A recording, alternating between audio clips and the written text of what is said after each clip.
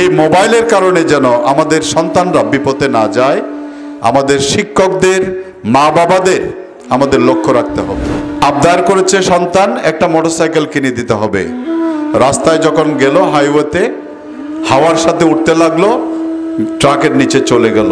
ওই তার অযাচিত আবদারটা মা বাবা রেখেছে বলেই সন্তানটা লাশ হয়েছে।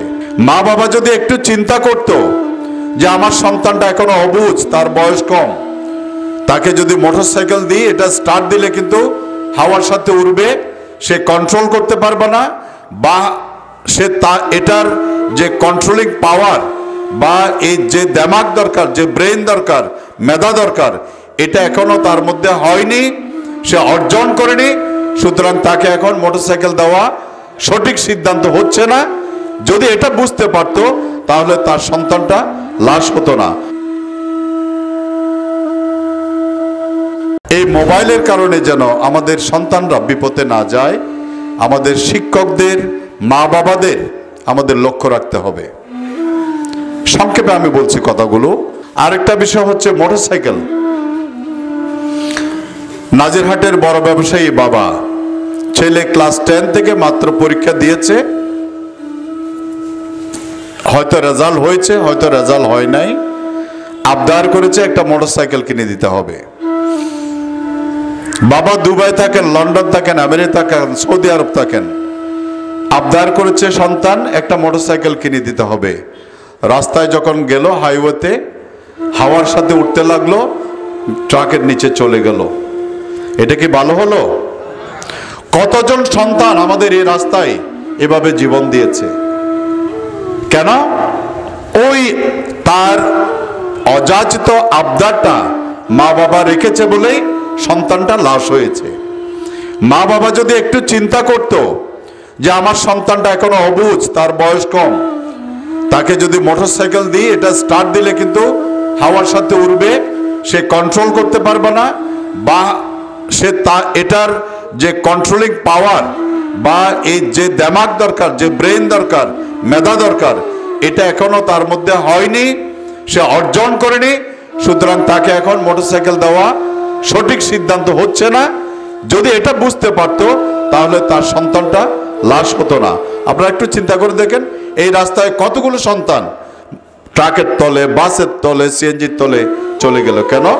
ওই মা বাবা একটু চিন্তা না করে সন্তান যা চেয়েছে তা দিয়ে দিয়েছে। অর্থাৎ মোটরসাইকেল দেওয়াতে আমি অনুরোধ করব, আমি আপনাদের মেয়র হিসাবে, আপনাদের এ এলাকার সন্তান হিসাবে, একজন সচেতন নাগরিক হিসাবে অনুরোধ করব, অনুনয় বিনয় করে বলছি, আপনারা দয়া করে এই কাজটা করবেন না। আরেকটা বিষয় হচ্ছে, হুজুর এতক্ষণ যেটা বলেছেন, আমরা শিক্ষকের মর্যাদা, আমরা যখন স্কুলে পড়ালেখা করেছি, আমরা শিক্ষকের মর্যাদা, মা বাবার প্রতি সন্তানের দায়িত্ব, কর্তব্য, এগুলো আমরা পড়েছি। এখন বইতে আছে কিনা আমি জানি না। এই যে শিক্ষকের প্রতি যদি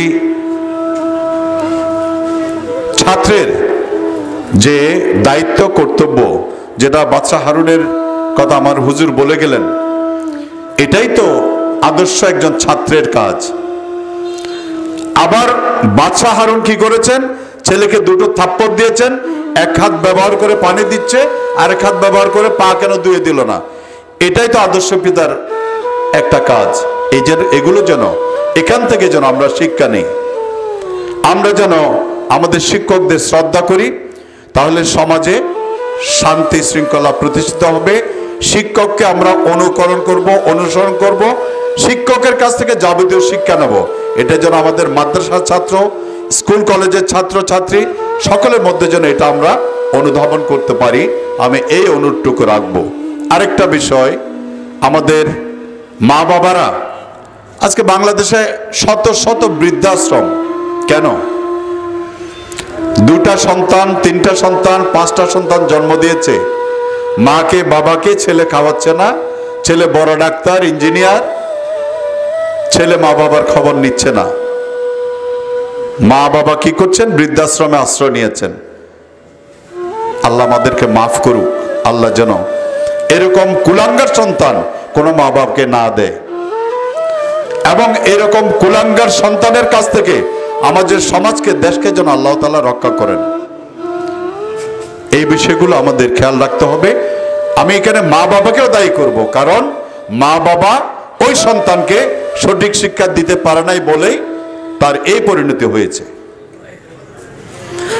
মা যত খারাপ হোক, যত অপরাধী করুক সেটা মা, বাবা যত খারাপ হোক, যত অপরাধ করুক সেটা সন্তানের কাছে বাবা। এটা হচ্ছে বাস্তব এবং এটাকে মেনেই চলতে হবে। মা বাবার প্রতি আমাদের শ্রদ্ধাবোধ এবং দায়িত্ববোধ এটা আমাদের পালন করতে হবে। তাহলে প্রকৃতপক্ষে আমরা দুনিয়া এবং আখিরাত দু জায়গাতে আমাদের শান্তি হবে, মঙ্গল হবে। এটা যেন আমরা বুঝতে পারি। আল্লাহ যেন আমাদের এই তৌফিক এনায়েত করেন।